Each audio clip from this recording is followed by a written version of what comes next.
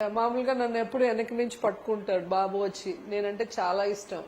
ఆ ఫొటోస్ అన్ని న్యూడ్ చేసి వాడికి పంపించారు. వాడికి ఎవరికి చెప్పాలి, నాకు చెప్పాలి అంటే ఇది చెప్పచ్చో లేదో వాడికి తెలియలేదు.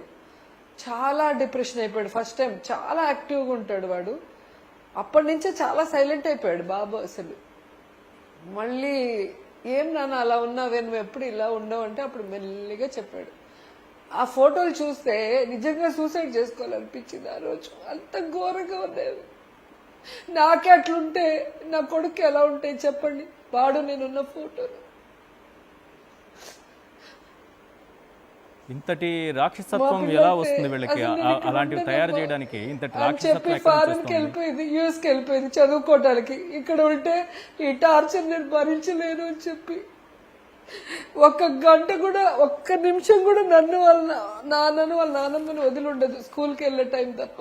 అలాంటిది మొత్తానికి దూరంగా వెళ్ళిపోయింది ఇక్కడ ఉండలేక.